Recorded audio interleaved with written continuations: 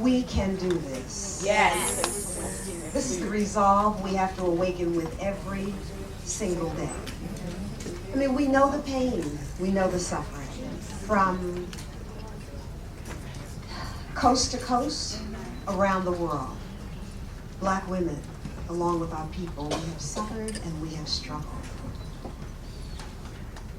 The wonder is not why so many women are broken. The wonder is not why so many women have lost their minds and their way. The wonder is that we are here. We are here. That we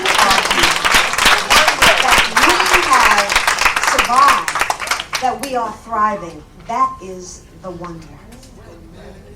And today what we're going to focus on, we're going to raise the issues that are important to us, the things that may be barriers that stand in the way of our empowerment.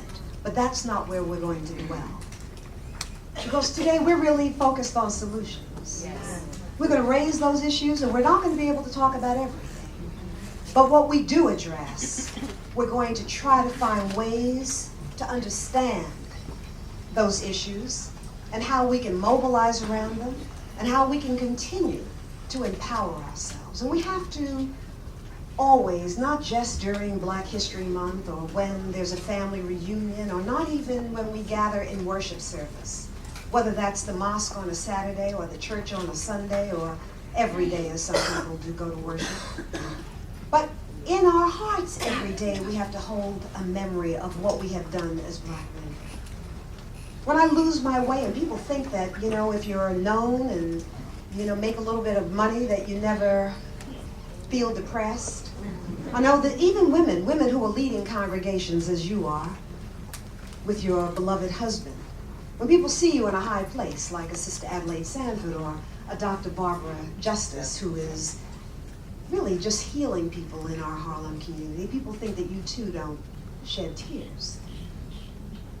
No matter who you are, no matter how much education you have, no matter how strong you are, life is going to knock you down.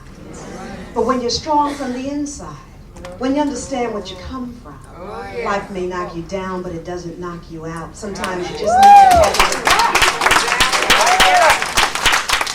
There are so many times when I doubt and fear and don't believe that I could take that next step, and people have put me on a pedestal. I want to step right down off of that because I'm just a regular girl from East Harlem, you know what I mean, who God has blessed abundantly, and I know what I owe my people because of the bounty that I have. And when I lose my way, and when I doubt and I fear, you know who I think about? I think about Mary McLeod Bethune, as she wrote to me. A woman who, like me, was a single mother, who left a marriage and her home in the South and moved further south to Daytona Beach, Florida, at the turn of the century. And in her mind, she was holding a dream that she could create schools, or a school for Black girls. Nobody in 1904 was thinking about educating Black girls. Mary McLeod Bethune did not have money. She didn't have the physical resources, but she had the spiritual power inside of her, knowing that when you have the right idea and you're trying to do the work of the people, God just opens the way for you, and she moved right on down there to Daytona Beach, Florida, with her little son Albert, who was 5 years old. There was no school building awaiting her. She didn't have dollars, she had $5. She went and gathered up all the little broken pieces of furniture from a city dump, found an affluent white gentleman who owned a little broken down building and asked if she could start her school there. He said, okay. You know how she made the money for the school? Because, it's necessity that is the mother of invention. We wouldn't know our power. We wouldn't know God's grace if not for our challenges. And everything that happens to us, no matter how painful and shameful it is, even slavery. I'm not saying that was in divine order, but what has happened is Black culture has spread throughout the world, and we are here, and on our watch, we know that we can do the healing because we have everything that the generations of women before us had, and the technology, and the education, and the affluence that they didn't have. Like Mary McLeod Bethune, she sold sweet potato pies to the brothers who were working the railroad to try to get the money to build her school. And we know what we call that school today. That school that was started in 1904 with $5 is now Bethune-Cookman College with about 7 campuses and doing phenomenal work. All good things are possible. And we see where black women have ascended to today. We are leading corporations, building our own businesses, leading in state government, leading in national government. Black women, as we sit here, we know we're winning the gold right there in Greece, in Athens. We're winning the gold. Black women as artists, as writers, as poets, healers, teachers, doctors. We're doing it all, and we're doing it well. And what we're going to do today is really focus on how we can widen this circle and bring into a place of healing and wholeness our sisters who really are broken, our sisters who can't see a way. And I know that I'm only standing here because there were people who believed in me when I didn't believe in myself. And so I'm going to introduce to you Barbara Justice, who is co-convening with me today, a friend, a physician, a person who for more than 20 years has been a surgeon. And Lord have mercy, she went back to school because she decided she wanted to practice psychiatry. She knows where our great need is. It's really in our minds. Whatever we believe about ourselves is true. And so Barbara Justice is finishing up her residency now. And also, in addition to that, in addition to being a surgeon and a psychiatrist, you know, this is the sister who really helped to extend Kwame Ture's life. That's right. She helped to heal him over those years before he made his transition.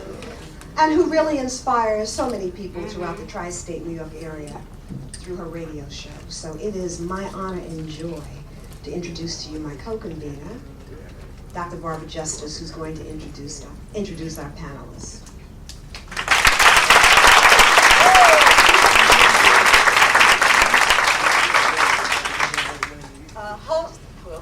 Hotep. God bless.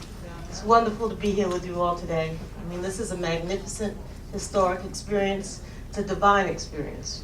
We are here for a reason. We are here to accomplish. We are here to teach, to grow spiritually, and in a reality-based kind of material sense to help our brothers and sisters in Haiti. And as we learn and as we grow, to spread that word throughout the diaspora and finally to take it home, that we are one people, that we are here for each other, and that as one prospers, we will all prosper, and as one falters, we will all falter. So we have to be together. We have a magnificent panel this afternoon. Let me say that this magnificent panel could have come from all these sisters right here, or all these sisters right here, or all these sisters right here. So we have powerhouses here. We just couldn't, you see how many we have. And we know that we have talent all throughout this ship, through our people, through the sisterhood. Each one of you is a survivor. Each one of you has accomplished. Each one of you has expertise. Each one of you has information and spirit to share with all of us. So what we did is we took a sampling. And we took some of our wonderful sisters that are aboard today, and I want to introduce each person to you and tell you a little bit about them. The first, let's see, actually, that's wonderful.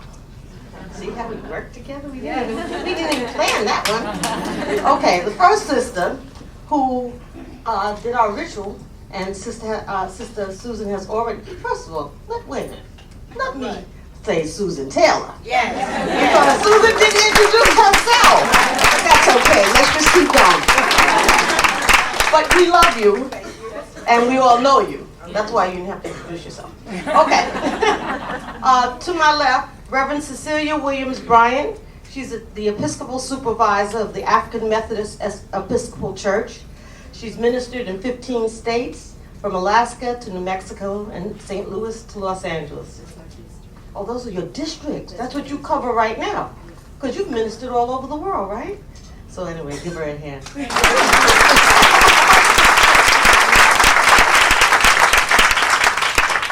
Our second sister is Sister Shani Jamila O'Neill. She's a writer, a poet, and an activist from Washington, D.C. She's a designer and director of the Art of Activism, an anthology seminar series that fuses political education and cultural work. She's a Fulbright scholar who has traveled to more than 25 countries. Shani is committed to working towards justice for Black people diasporically. Please give our sister a hand.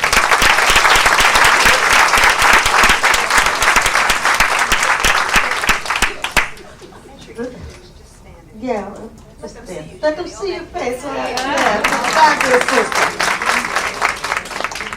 Our next sister, Sister Dr. Regent Adelaide Sanford, also known as Mother Fatima, is Vice Chancellor of the Board of Regents of the State of New York.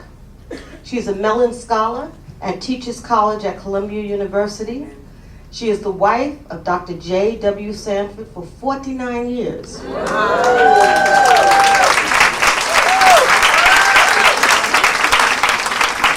She's the mother of Dr. J. Sanford and David Sanford, grandmother of two males, and she has 4 honorary doctorates. And she is also my mom and my mentor. Not my spiritual mom, and my mentor. Please give a hand for our sister, Dr. Regent.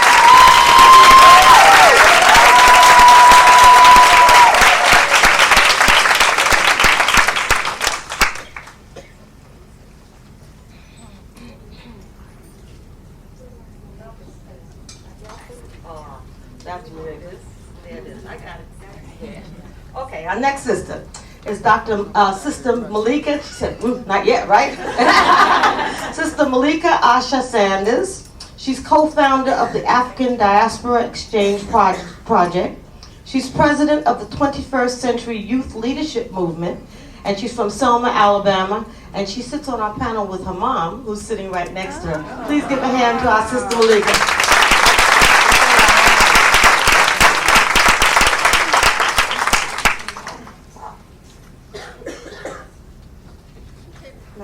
You can't read my writing, y'all.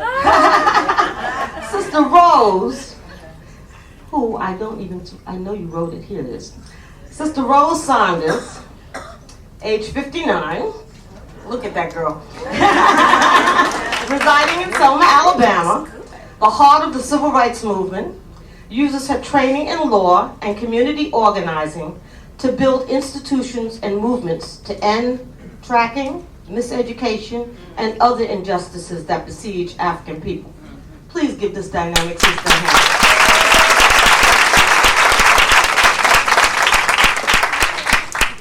The next sister is Sister Felusima Cadet. She's a social worker who received her MSW from Keene University. She is currently a school social worker in the Elizabeth School District in New Jersey. She is a native of Haiti and has lived in the United States since 1981. Please give our Haitian American sister a hand.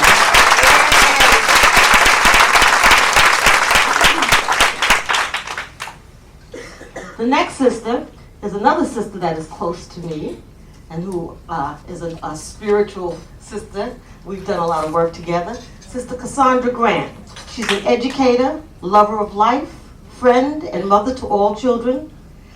We are here in the life to find our purpose, she says, and perform it with great passion and commitment. She is a member of the New York State Department of Education and the Board of Education of People of African Descent. Please give our sister a hand.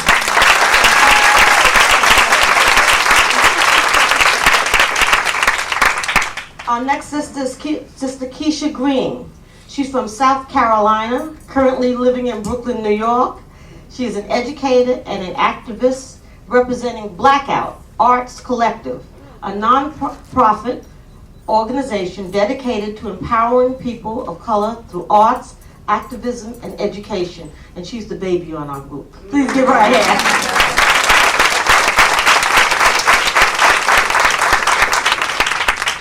Next sister, now I have to tell you about this sister.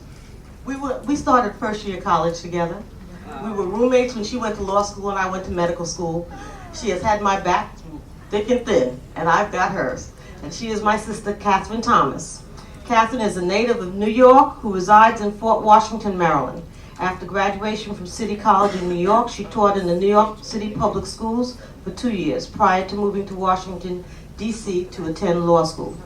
She has practiced law, been an entrepreneur, and a broadcaster with WPFW, the D.C. Pacifica affiliate, and is currently a real estate professional. She believes her most important work to be her efforts with adolescent girls and the rites of passage ministry at the Union Temple Baptist Church. Please give our sister Catherine a hand.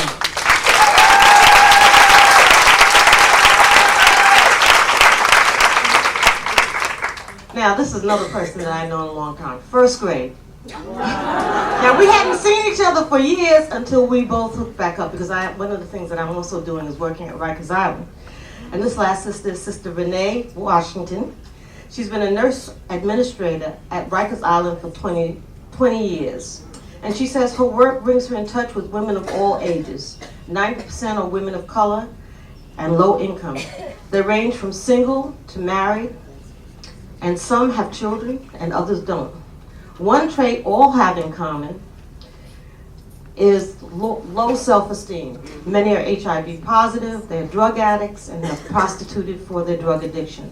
And it complicates her intervention of treatment that she tries to administer to them. So she's been there for many years, and she's one of the major administrators at Rikers Island, and she's a sister with love and purity and gentleness in her heart. Please give a hand for my sister Renee Washington.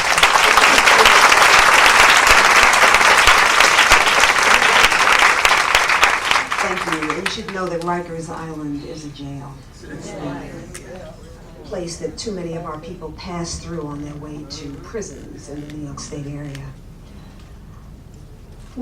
This is going to be an interactive opportunity. And what we did was we selected 4 people to speak to you. These are our keynoters. So they're going to speak for 5 minutes. And then others are going to raise subjects. And we want you to, if you want to comment on those things, to go to the microphones and make this an interactive session. So we're going to start with one of our young dynamic sisters from Selma, Malika Sanders, who's going to speak to us about re-socializing ourselves. We've lost our way. It is clear we have lost. Shani, how can I forget your poem? We're going to begin with a beautiful offering from Shani. Thank you, Shani.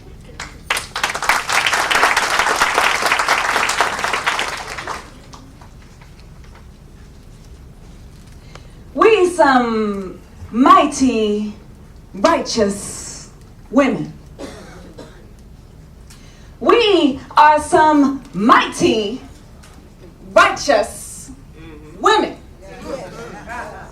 We can make your eyes blink, your fingers pop, your neck snap, and your jaw drop. We can make your hair flip, your lips curl, your ears open, your head swirl. We can make your rivers run, your mountains rise, your foundations tremble, your families tie. I said we are some mighty, righteous women. And we are here to create rituals of remembrance that will lift our people up. We weave warnings into baskets and warm our people with hand-stitched patchwork quilts. We scat symphonies of cornrows and cornbread while battle scars brandish our tongues. We carve cleansing tears from the lightning bolts that sparked revolution in the souls of Turner, Tubman, and Toussaint. Okay. Vive Haiti!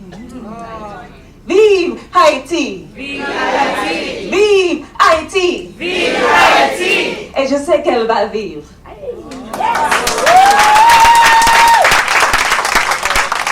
I know that Haiti will live. Yes. Why? Because you can give us the remnants.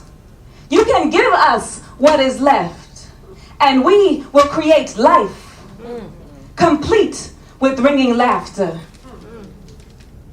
And when we do this, God shall wipe away the tears from our eyes. Yes. Because our people, black people, we do not just survive, but we succeed. Mm-hmm. Yes. We do not just prosper. We are some mighty, righteous women. We are some mighty, righteous people, setting fire to the wind with our song.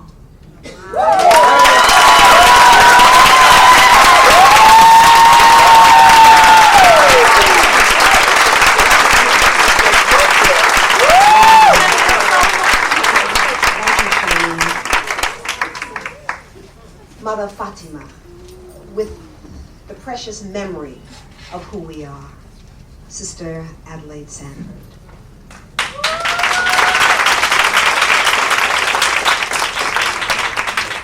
My round, brown, speckled, faced, long and tall, straight and curly. My sisters, round and brown and very sweet. We have been so maligned in terms of definition of who we are that it is important occasionally to review the legendary power of the African warrior women. Yes. And their blood and their intelligence and their heartbeat is in this room. Yes. I speak now of Makeda, Yes. of Hatshepsut, Yes. of Yasantawa, Yes. of Queen Tai, of Nefertari, of Nzinga, of Deborah the judge who went and said to Barak, "Didn't my Lord tell you?" Yes. That's right. We are reminded that we are the descendants of these great warrior women who knew how to make the impossible possible. One of the most legendary and profoundly important women in the history of women of African ancestry is the sister called Isis. Isis was a woman of noble birth. Yes. She was the wife of Osiris. Yes. And he was a chief, a king, a legend among his people. But he had a jealous brother whose name was Seth. And Seth had tried on many occasions to kill him, but he had not succeeded.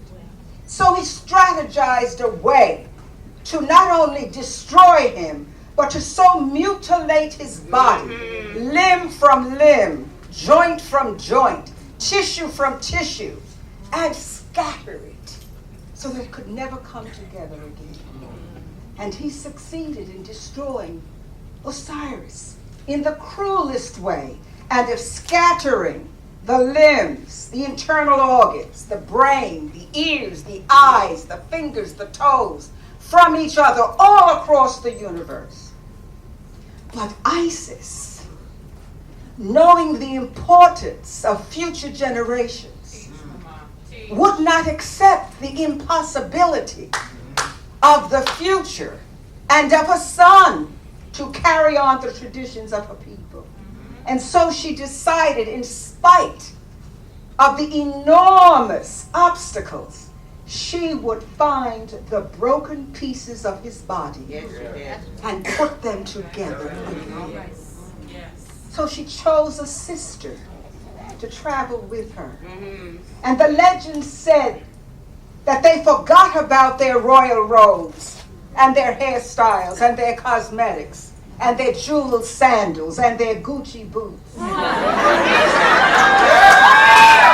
And they made a decision that regardless to the pain and the mud and the filth and the dirt and the disappointments and the waste and the spit and the sputum, that they would find these pieces. The legend says that Isis' tears became the river Nile. She cried and she cried and she wept and she wailed, but she kept on going. She did not let her grief or her pain or her disappointment or her fallacies prevent her from pursuing her mission. The legend says she found these pieces and she carefully mended them and put them back together. The one piece that she couldn't find was the penis. And so that object, which is called The needle, Cleopatra's needle, and the other symbols, those are the symbolic representation of the penis of Osiris, which she never found.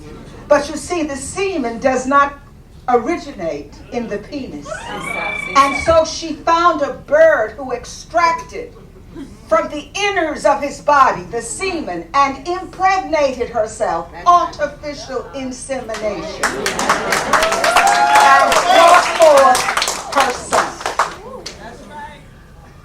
We as women know that the bodies of our men have been broken by racism, by negative definitions of who they are, by a world that determines your value by the power and the money that you have, while they prevent you from securing the money and the power. And so they are scattered, disappointed, broken, looking for some way to ease their pain, understanding that the world fears most the strength, the virility, the courage, the capacity of the black man. It is the astronauts of color whose bones were able to endure space. It was black men of color who forged the great roads, temples, bridges that built not only America, but all across the continent. We must find those broken pieces. We must understand. We'll get our hands dirty. We will be misunderstood. We'll be insulted. We'll be discriminated against. But there is a mission that is higher, because Makeda, Ya Asantawa, they are in our blood and our genes. And the spirit of Isis lives. The broken bodies, the broken minds, the broken spirits, the lost hopes, the disappointment, the hopelessness which has seeped in and contaminated the ability to understand who they are. These men of African ancestry, only men in the universe who raised the children born of the rape of their wives. That's what happened during slavery. My grandfather was born of the rape of his African mother by the plantation owner. And I knew my grandparents in my lifetime. But it was the man to whom his mother gave her heart, who raised him and loved him and nurtured him. So many black men in the chattel slave situation raised the children born of the rape of their wives. There is no creature more glorious than the male of Africa.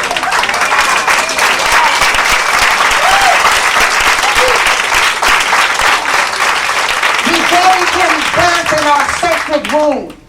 We nurtured him. We breastfed him. We cannot discard him. Like Isis, he is what is hoped for. He is the father of all our tomorrows. We must rescue him and bring him to completion. Take a sister's hand and decide that you will seek him out in dark places. Give him back the hope and the love. Bring him to the majesty of who he really is. We are the daughters of Isis. Yes, we are.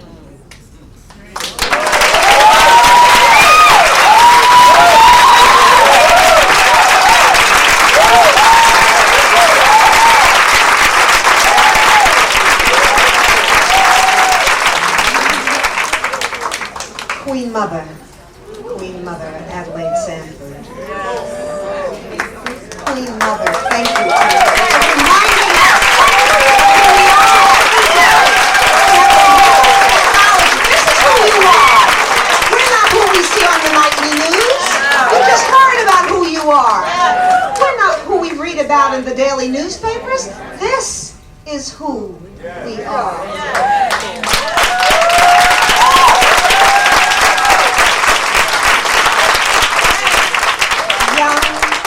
Brilliant spirit. Malika Sanders, come forward and talk to us about reclaiming our majesty, reclaiming ourselves and our people.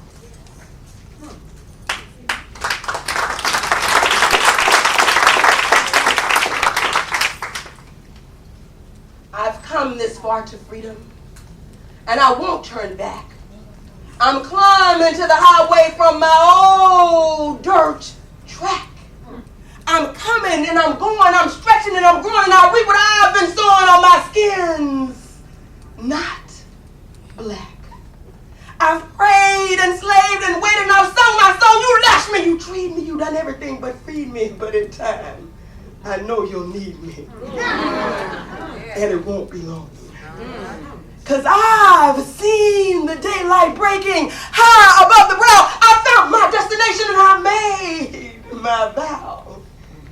And whether you abhor me, deride me, or ignore me, mighty mountains, mighty mountains, mighty mountains, mighty mountains, mighty mountains, mighty mountains loom before me, and I won't stop now.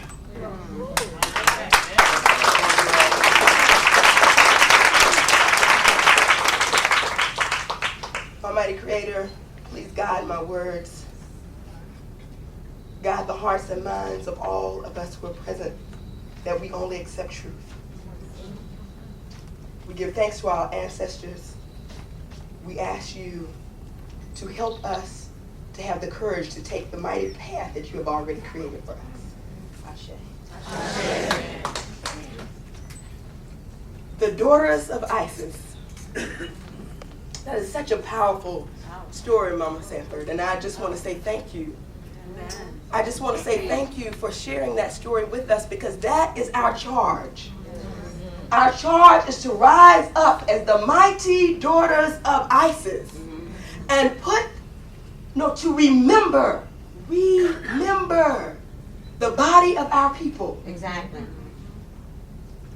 And I believe in order for us to remember the body of our people, that we must create a vision for ourselves that is more powerful than the vision of our oppressors for us. That's right. Yeah. We must create a vision for ourselves that is mightier than the vision that has been created for us. Okay. And I want to let us know that is a mighty task. Because there are some folk out there who have a vision for us that is not about the daughters of being the daughters of Isis. That is not about our men being the mighty, powerful men that they are, like Osiris. It is not the same vision. And in order for us to create that vision and to make real that vision, we have to re-socialize our people.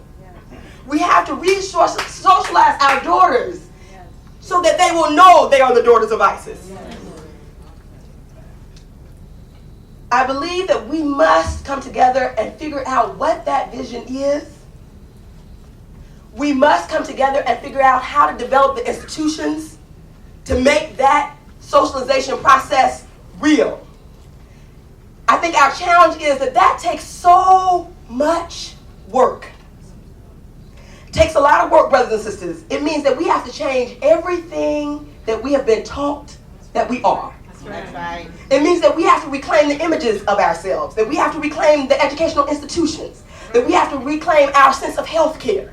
We have to reclaim our political power. We have to reclaim every aspect of our lives. That means we have to be able to create something that we have never seen. We have to dream up something that we have never experienced. We have to create institutions that we do not know. But that is the power of the ancestors. That is the power of the ancestors in our lives. We can remember who we were and remember who we can be, so that we will be exactly who it is that the Creator has called us to be. And I think that means that we have to bring together all of our people, the men and the women. There must be balance. That's right. And right now we are out of balance. We as a people are out of balance. In every institution that we know of, there must be the power of sisters present there. are involved in the political process as leaders. As leaders. Far too many of us are involved in the health process of our people as leaders. And we have that possibility and potential in us, and we must grab hold to it, because if not, our people will die. I am trying to tell us that without the power of the sisterhood, our people will die. You're right. We must form sisterhoods. We must form sisterhoods to create institutions to re-socialize our people. That is our charge. Thank you, Monica. That is our charge. We're talking about recreating ourselves, but we didn't come from nothing. We come from a mighty race of people, but we have studied European history so long we've forgotten our own. This is our time for remembering. It's a time for action. And one of the most powerful things we have to do is really watch our minds and mind our mouths. The words that we use. That's right. The ways in which we think about ourselves. The ways in which we speak to our children, how we speak to our mates, how we speak to one another. Language is powerful. It has the power to heal or to hurt. We're going to ask to come forward now. Keisha? Keisha Green. Please, Keisha. The youngest among us.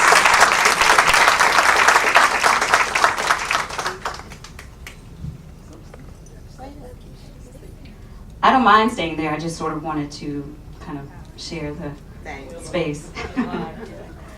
Again, I'm Keisha, coming from South Carolina, but I live in Brooklyn for the last 5 years.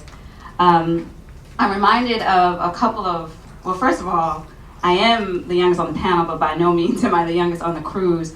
But I want to pay respect to all these phenomenal women that are surrounding me. I was so full. Been sitting here trying to hold back some of that emotion, because we are surrounded by so many beautiful women. And when I look in your faces, I see myself, and I'm drawing from that, and that's what keeps me going. As an educator in Brooklyn, some of the classes that I teach are communication courses. And we're talking about language and creating a new language. So when we were discussing ways of accomplishing the charge and the challenge, the hows and the whats and how are we going to do this, language is a huge part of that.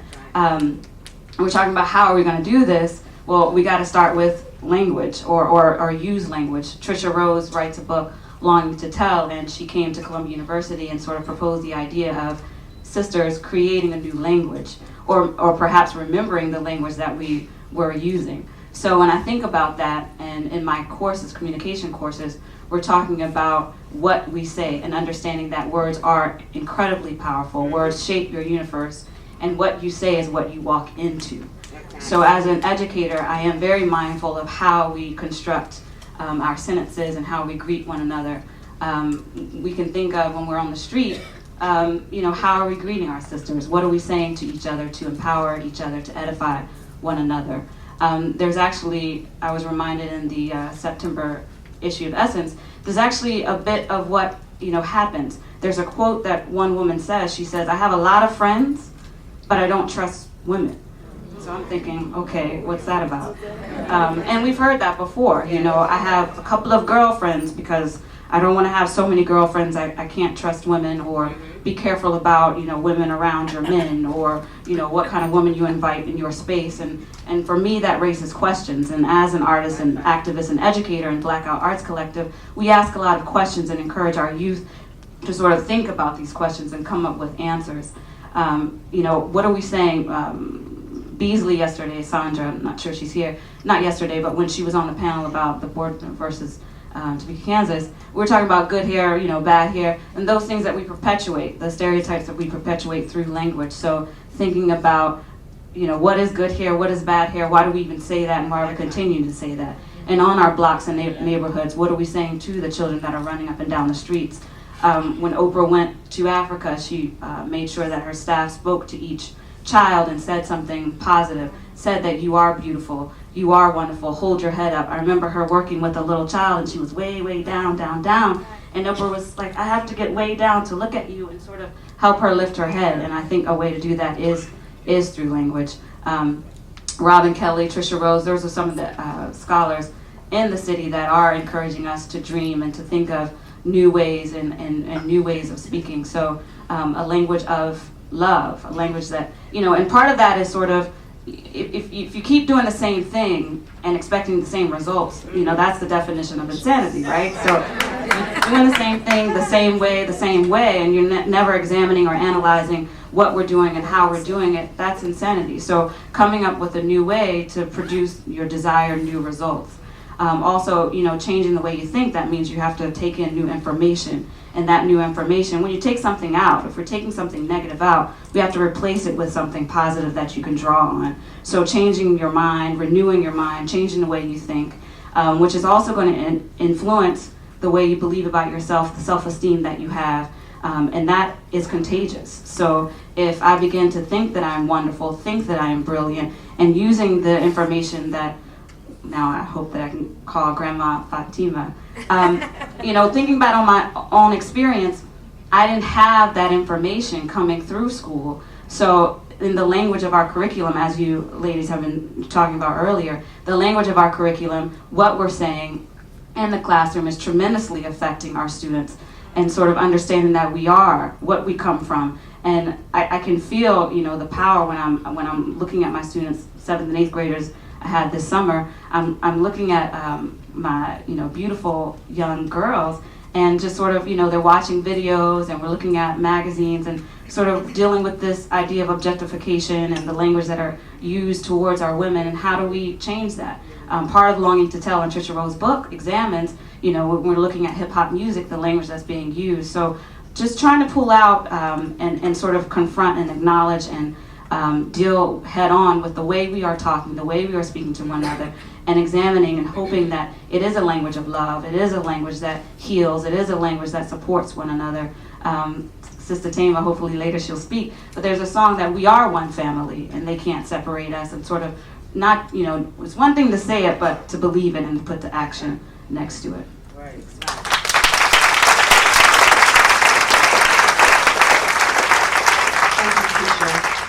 And there's no more powerful and important place to practice what she's talking about than in our homes. In our homes and in our hearts. I challenge myself to find the most positive way to say what I have to say. How do we correct someone without criticizing them? Right. So often we demean and diminish our children. How often have you wanted to just stop a sister and say, let me help you with the baby? Because that's a 2-year-old and he's not an MF, he's not all the things that you're calling him. And we have to be brave enough to do that, because I was a single mother, and I can understand the stress that women have when they have children and they don't have the resources to take care of them well. So all that we're talking about today really begins with us.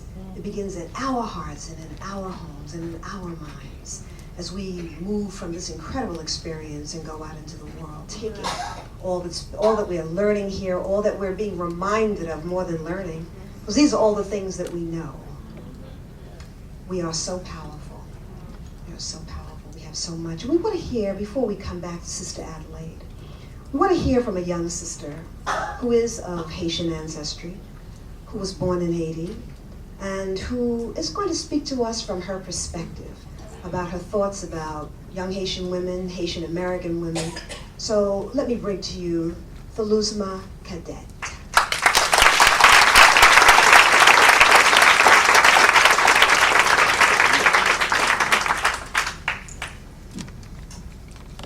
I'm going to start with an African proverb. If you educate a man, you educate an individual. If you educate a woman, you educate a family. We have always been the backbone of our community. Whether we are referring to American women, Jamaican women, African women, or Haitian women, women of African descent have always exuded strength. As Mother Adelaide highlighted our history and heritage, we need to ask ourselves, how can we bring that strength to the forefront right here, right now? Personally, as a school social worker, I plan, and I'm on the child study team, I plan to advocate for brown children. Our children have been labeled ADHD, ADD, etc. And we have people who are educating our children who does not have their interests at heart. So, I'm going to be part of that team. What I plan to do is to go out into the community, speak with Haitian mothers, speak with black mothers, just to let them know what's going on. We are usually buried in paperwork just so we are so weeded so we cannot do the work. And especially when we refer to Haitian families, they have the language barrier. So I'm very grateful that I'm going to be in that position where I can teach them to advocate for themselves and their children. And it doesn't just stop with the school. Education is the #1 thing that can free us. Not the clothes we put on our backs, not the shoes we wear, but education. If we could start by liberating our children through good education and people who care. That's right. In the Haitian community, there's a high illiteracy rate. So what I did, I got training to be a tutor. So I also plan on working with older Haitian adults who do not know how to read, or anyone who would be interested in learning English, because words are powerful. Understanding information is powerful. So what I want to leave you with today is that we have it within us in this room.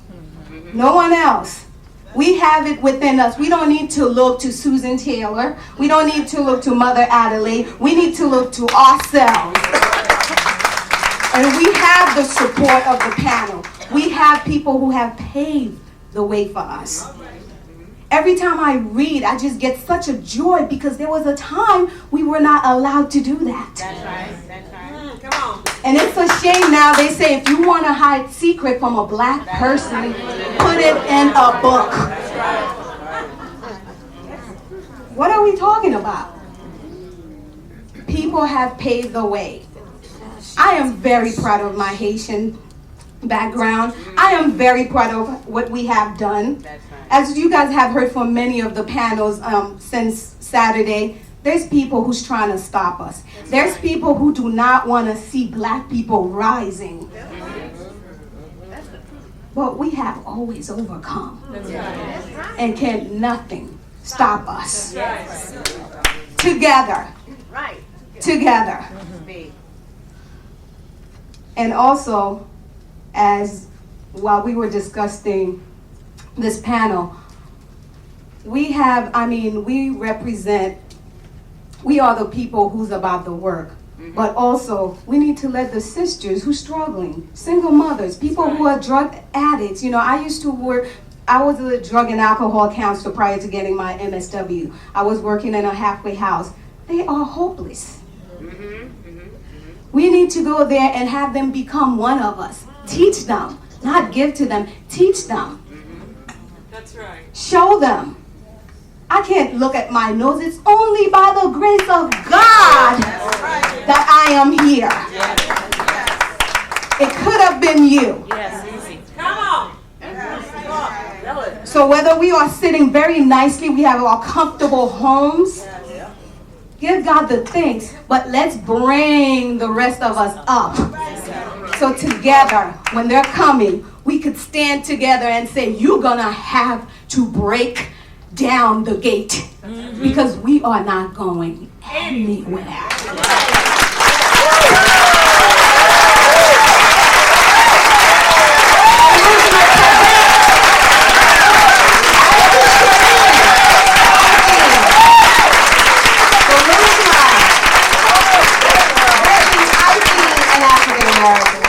Haitian Americans and African Americans, bless you and thank you, sister.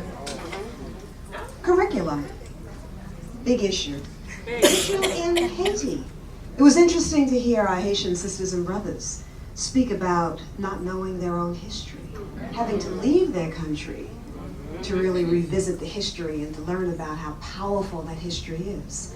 And so we've asked Sister Adelaide, who is just one of the foremost proponents of a curriculum of inclusion and has done so much work around that issue and has engaged us all throughout the country to move this issue forward, to come and speak to us about its power, its possibility, and certainly its importance. Star Adelaide Sanford.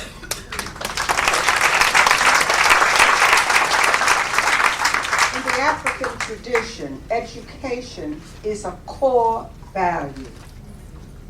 In ancient Egypt, it was the priests who were teachers, and they studied for 40 years to go into the noble profession of education, leading out of a Latin word meaning that you bring out the genius that's in your student.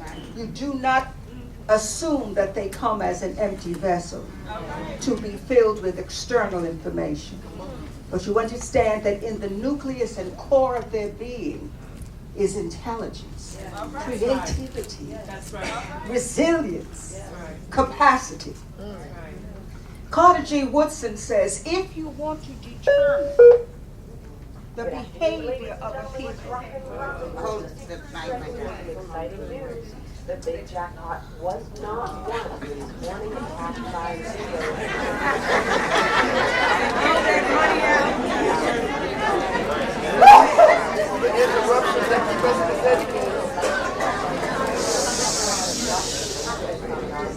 Why not get your cards now? Don't stand in line later.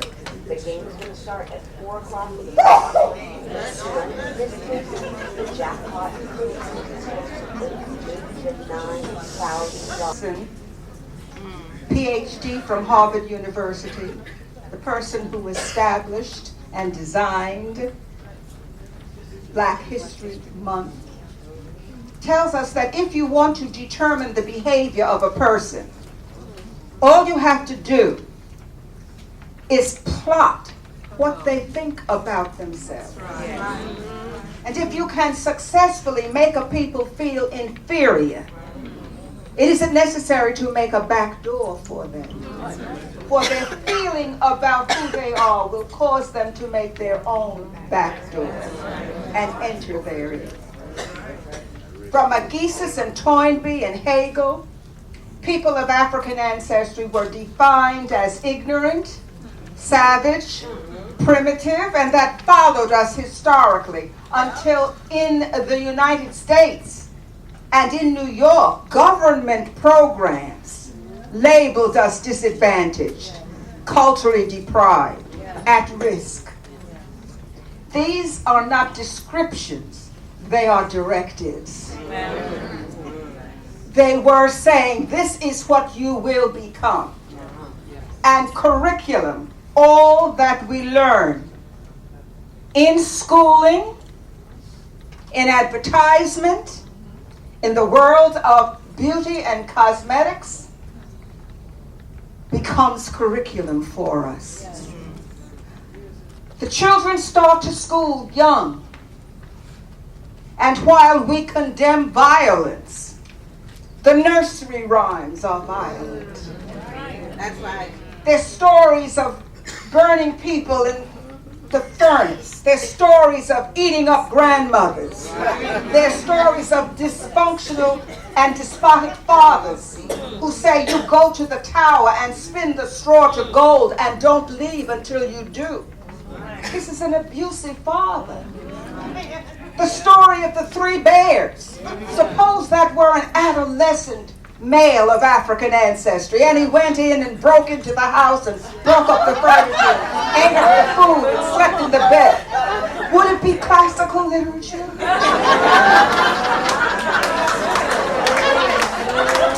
Humpty Dumpty sat on the wall. Humpty Dumpty had a great fall, and all the king's horses and all the king's men couldn't put Humpty together again. He was totally destroyed. This is what we teach our children from the earliest time of their lives in the American school system. Not realizing that that's a curriculum that takes away the edge from violence. It also teaches us something else. That if you're beautiful, you can do bad things. And it's all right. That's what it teaches us. Because the witches are black. Evil. Storm clouds are black. Black hens lay no eggs. Black cows give no milk. This is curriculum from the earliest childhood stages. Curriculum should lift up. The proverbs that come out of our African tradition teach character. They teach power. They teach nobility. They teach sacrifice. It isn't about me. The classical curriculum of people of African ancestry isn't even a thou shalt not. It is I have not. I have not dammed the river. I have not polluted the stream. I have not put extra weight in the measure. That's right. I haven't taken milk from the children. I have not quenched a needed fire. It isn't about greed, it's about need. So what the children learn in school and in the community, and what comes out of your mouth to the children, is curriculum. While we struggle to get public school systems to adopt a curriculum that will elevate and liberate, because the educational system in America was not based on the liberation of people of African ancestry. It is an education of dependency. It is an education that makes you feel that the power and the strength and the money is in the hands of the oppressor, and that you don't have any power. My grandmother tells me that when she came from West Africa, she was sold with a family that had a little girl the same age that she was. And one of the first things that the old miss said to her, comb your hair. And she gave her a very fine-toothed comb, which was her comb. It wouldn't go through my grandmother's locks. So she said to my grandmother, you have bad hair. The truth of the matter is, it was an inappropriate tool. There's nothing wrong with her. There's nothing wrong with our children. It is the tool that is applied to them that doesn't function for them. And then they are labeled in pejorative ways. The change in curriculum will be the responsibility of the people who understand who they were. The warrior people who say, no, you will not teach my child that. You will not call my child special education. You will not say that my child is dyslexic. Anytime you see a normal, melanated child of African ancestry, boy or girls, they're going to be moving and thinking. They're not going to be sedentary with their head stuck in a book. They want the reality and the gem of life. Now, it's been difficult. And the reason that it's been so difficult to change curriculum is because it speaks to the heart of our power. When you understand that when you're told that everything about you is wrong, the way you think, the way you speak, the way you look, then you are being socialized away from yourself. But an education that validates you and that labels the issues as springing from a life of oppression is a liberating education. And that's what we must struggle for. Will it be easy? No. How long will it take? As long as caterpillars become butterflies. As long as salmon bruise their bodies, swimming upstream to spawn. As long as the crocus pierces the frozen earth in perfect formation. As long as geese fly in a flock because they know the power of flock rather than individual. That's how long we will keep the idea of a curriculum of liberation and fight for it and struggle for it and express it through our lives and through our vision, so that our children will be locked into a prison that says, you are beautiful, you are handsome, you are perfect, you don't have to change anything about yourself. You just have to find the depths of the genius within you. For the only kings and queens that came across this globe came from the continent of Africa.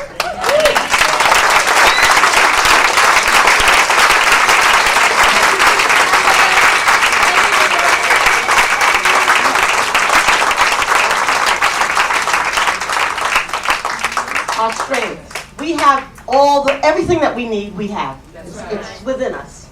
Everything that we need is right here. And if I can't bring it out of myself, my sister can bring it out. So we have strength when we bond with each other. We learn from each other. We educate each other.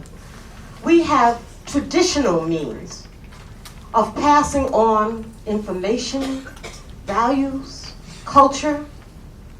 We have pathways that have been passed down for eons from one generation to the next generation. We used to have something called age groups, where you went with your age group and you were educated. There have been efforts here in the diaspora to recreate those systems, those rites of passage that exist, that help to make us whole. We want to open up our microphones, and I'm going to pose a question to one of our panelists, and after she speaks, see if there are any questions or any comments that we want to get from the brothers and sisters that are here in our gathering today. I want to pose this question to Sister Catherine Thomas. Okay, so come on, my sister. You have worked with sisters at Union Temple Baptist Church in Washington, D.C. for years doing the rites of passage.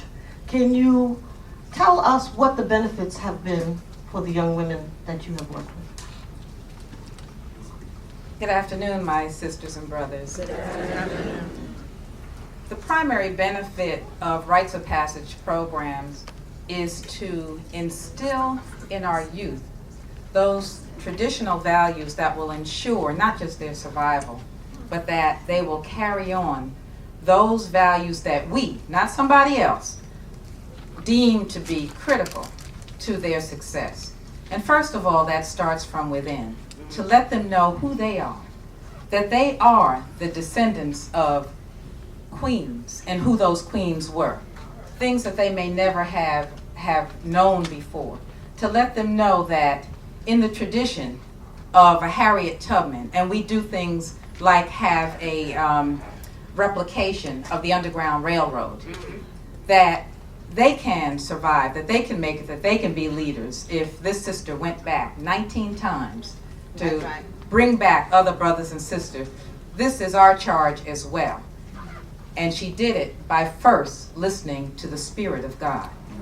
And that's where it all starts. Our program at Union Temple Baptist Church is spiritually based and African centered. Because we recognize that as African people, it all begins with the Spirit. And that is the force that will allow you to achieve whatever it is you need to achieve. And it is our responsibility to go back in the tradition of Sankofa and recover what we have lost. And we have lost a lot, but we are regaining what we have lost. And one of the things that I want to make sure everybody is aware of, and in this group I'm sure that everyone is, but just the very name rites of passage, there's been some confusion about. But simply put, a rite is a ritual. That's right. That reinforces the principles that guide your society. And one of the ways that we implement these rites at the program that we've been doing at Union Temple, and I must add that not just for the young ladies, but for the young men as well, is to begin at that early age of introducing the girls to pouring libation. If our girls were here today, this would have been nothing new for them, because they participate in it. They know what a pouring libation is. They know what it means. They know why we pay homage, why we must pay homage to our ancestors. Having Adinkra symbols and the meaning of those symbols communicated so that it becomes something that is instilled in their lives and in their value system, starting each session with a proverb that's appropriate to whatever that lesson of the day is going to be. And this kind of program can be replicated throughout the country. It's not something that can only be done in a church setting. It can be done wherever you are. It can be done in whatever organization you are affiliated with. And we have begun to recognize that much of what we do has not been documented. And that is something that we have to be much better at doing. And if there are sisters in the audience who would like to know more about what the specifics are that we do at the Rites of Passage program at Union Temple, I would be happy to speak with them, share emails, because we do have materials, because we recognize that being in the forefront of this type of activity for 20 years when others thought it was something strange, and then now finding out that people are calling from all over the country wanting to know just how did we do it? What do you do? And we had to start writing down what it was and providing examples so that others can share in the knowledge that we have been able to gain through much trial and error over these past 20 or more years. Catherine, let me ask you a question. Yes. What would the 3 core values be that you try to impart to the young people? What would they be? Well, I would say certainly the Nguzo Saba, the principles, and I'm just speaking generally, the principle of giving back to the community. We have, this year we have a young lady who went through our program as an initiate, because we do everything in a ceremonial, ritualistic fashion, because this is important. This is what our African ancestors have done, who has come back to be one of our new sponsors, which is what we call our mentors, and who can relate, because she is still young, can relate to the girls in a way that I just can't because of the age difference. The principles of Mayat are taught. The difference between the Afrocentric way of thinking and the European way of thinking. The Sheikh Anta Diop, 2 cradles of civilization theory. Something I dare say is probably not taught at least on the junior high and elementary level in any school in this country, and probably not. But this is something that we take responsibility for exposing our youth to. I have a question, but it's to another. Okay. Oh, okay. Greetings. Sister Catherine. Go ahead, my sister. Okay, thank you, Mother. Greetings, sisters. I would like, I want to kind of ask a question and slash comment about some comments that Sister Keisha made. And just general from anyone who would like to respond, what do you feel that the root cause of women being demonized is? Is it from the whole Adam and Eve thing in the Bible? Or, and what are some tools and skills and language that we can begin to use to counteract the idea and the reality of women being demonized in various ways? Who wants to answer? Sister Keisha? Okay. I mean, I'm sure we all have I'm sure we all have some response to that, and these panels are something very new to me. So I'm not sure where you just went, but okay. My evaluation of it is that, you know, we can think way back where women were seen as, you know, over-sexed beings, and then we sort of went through, I feel like, a process of being demure and some of our, you know, beginnings of sororities, and sort of seeing as this sort of white, demure, you know, put together woman, and so no showing of sexuality or femininity or, you know, who we are as women that way. And then I feel like with my current generation, we're sort of battling between these contradictions. So for my students and my colleagues, we're constantly battling with these contradictions. Either I'm seen as promiscuous, a freak, or, you know, and I'm just being frank because this is how, you know, students that I work with.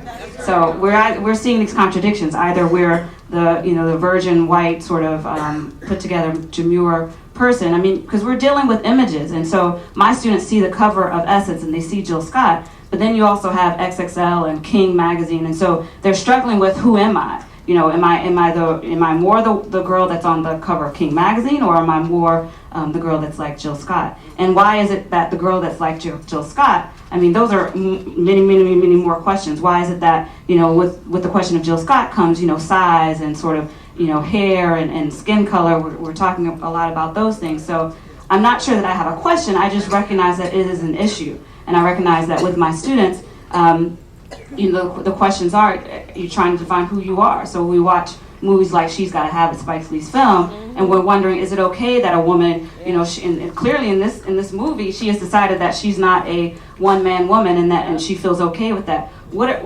I'm not sure that I have the answers, but I do know that those are questions, and I feel like just in our intergenerational conversation, there needs to be more of older women, younger women, all across the age groups discussing these issues. What does that mean? I'm not sure that I don't know who can identify with me, but in my household, in my family, I'm not sure if all these questions are being asked to parents. And I know that my mom, she says, well, in terms of the conversation about sex and sexuality and femininity, I remember, my mom saying, well, Beatrice, who's my grandmother, she was more concerned about, working for the family and making sure that they were educated and had the things that they need. So I'm not sure if my mother had that conversation with her mother. I'm not sure if she, spoke about these stories of what has happened, in the past with our women. So sort of hearing these stories, I bring up Longing to Tell again because it is a phenomenal book about women giving testimonies about their, past experiences involving sex and just feeling repressed. One of those things that's brought up in the book is you're talking about religion, and for women, religion is a major source of faith and strength and power.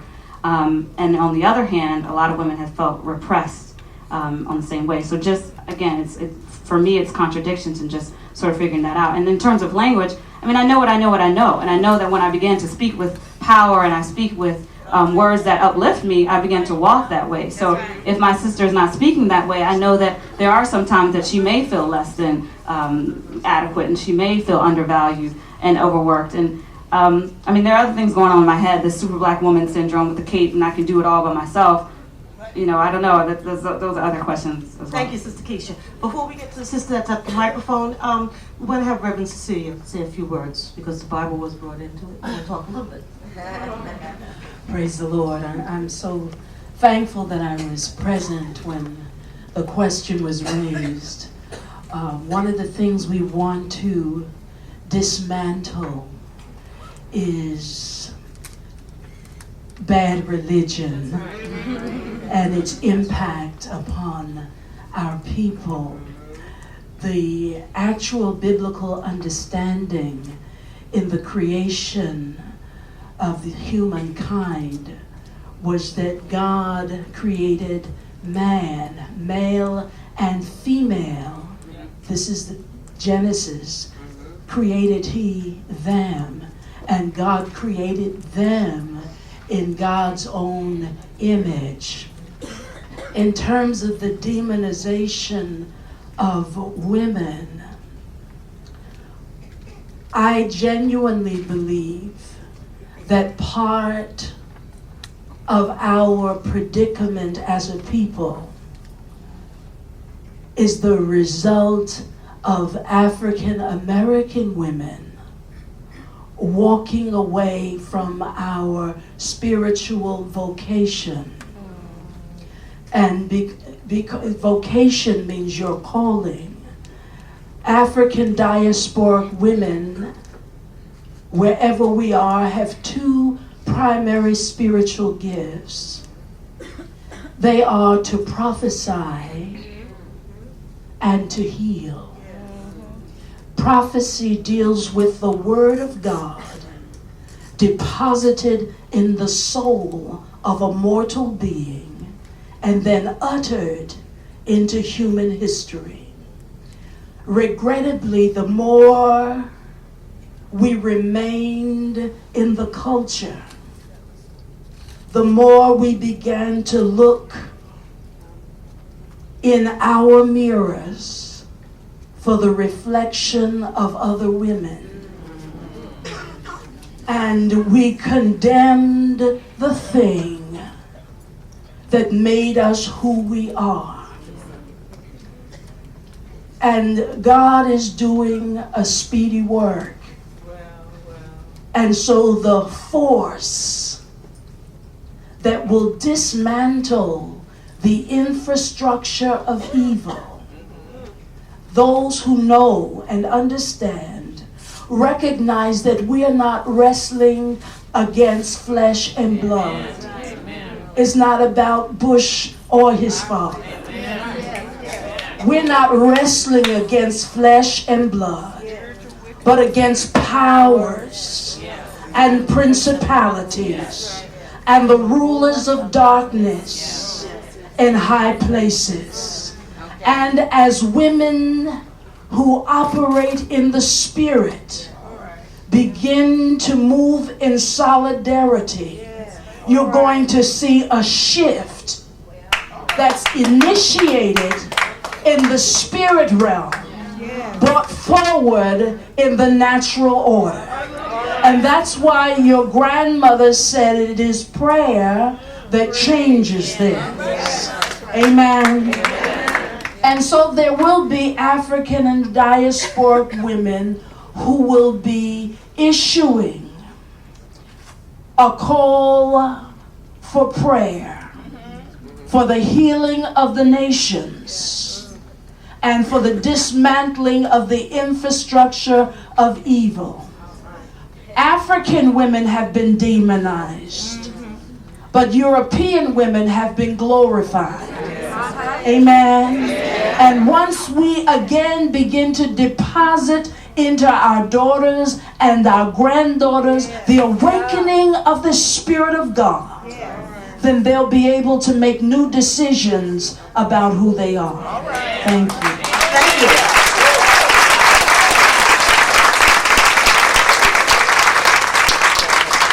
My sister, question for the panel. I had a comment to make, and the Reverend, believe it or not, just said everything that was in my heart. Everyone who spoke of just saying, identifying who we are. Right. And I was doing thinking the same thing in Genesis. In the beginning, God created the heaven and the earth, and so much going on. But when He got to us, it was almost like speaking the vegetation into being. But when it came to woman and man, He said that He made us into His own image. And it would do us good if we would find out who is this God who made us into His own image. And then later on, He said He reminded Himself and really praised Himself for what a job He had done. How beautiful and wonderful He made, how we are made. And then He said what a marvelous job He had done. So I'm a principal in a school, and it's sort of like hard to just bring it out. But we better find a way to let women and men know who we are and how we're made. And someplace else with the tower, with the unity we spoke, there's so much power in unity. Till God said, hey, we better do something, because once man unite, we can do anything. There's nothing that He can take from us. So with this group, I'm so proud. My teacher over here, Miss Moore, I mean, she was there telling the whole world, and I'm sure I see another principal over here, about this group to say to come. So I couldn't come then, but I got us on the same ship. But what happened, what we're saying, we have to educate our teachers. We can't say bring Bible into school, but we certainly did not take Bible out of the homes. And mothers, our job is, and I'll tell you this, we are spoiling our children. Like the sister said, it starts at home, and we better start educating our men. In kindergarten, Sister Renee Washington, now you heard everyone speak about the things that we need to do and what is in our heart and what's in our spirit and where we need to go. How do we help these sisters that you're seeing in places like Rikers Island, or who are ending up in the prison system, who are ending up in the jails? What after all these years of working with these women, what do you see as being needed, and what can we do?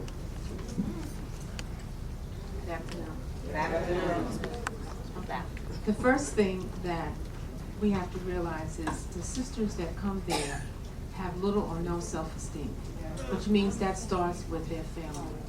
So we have to work with them to try to give that back to them. And it's such a disruption in our family life when the mother is in prison.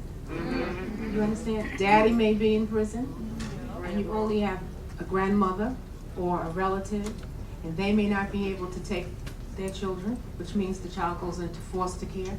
So it's the continuance of a vicious cycle, and we have to get hold of it. It is crisis beyond belief. And I've been doing it for 20 years. It hurts me every time I walk in and I hear the young adolescents, the male adolescents, at the male center say, well, you have your rites of passage now, you passed through jail. Why should that be considered a rites of passage for our young black males? So now they're thinking that, what do you think the sisters are thinking? They're young. They get caught up into alcohol addiction, drug addiction. Many of them are prostitutes because they're trying to get their fix on. So we have to get a hold of it. And how we have to get a hold of it is like all of the sisters here believe. Education first, strong family nurturing is so powerful. You can't realize how powerful it is. And when they come in and we present them programs, it does help. We have a nursery there where if you want to bond with your child is allowed to stay there for a year with you. So, I mean, we're really trying to break this cycle. So I think we just need to go out to the community with the different community groups like Justice Works, which helps females who have been incarcerated, and continue our fight because we have to stop the vicious cycle. Thank you. Good afternoon. My name is Judith, and I'm very happy to be here. On my way over, I was wondering, God, why am I coming? And it seemed that I was having problems after problems after problems. And I said, well, there is a reason why I'm coming. And I am Haitian American, but I have a passion for African American children. And I'm very happy to be here because for a while there, I started to wonder what happened to the African American community.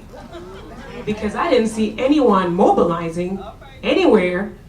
And I felt like I was carrying the Haitian struggle and the African American struggle in my school district because I'm a teacher. And I work in Newark. I work on Bergen Street, one of the roughest areas in Newark. And my kids, I had a struggle. I had to teach my children who know only hip hop and R&B. And I have a question, there's a question again, about classical music. I'm a graduate of Westminster. So to get my children interested in learning about Mozart, but jazz, but even teaching them about their own history because they didn't know anything about the evolution of hip hop, okay? So my kids started to learn. These are children who supposedly could not read. You have middle school kids who are at second grade reading level. Came to figure out that my kids didn't develop that area of the brain of understanding, and we had educators in the school building who didn't realize that this was the problem. Why can't our children pass tests? Let me see. No one taught them how to pass the test. Okay?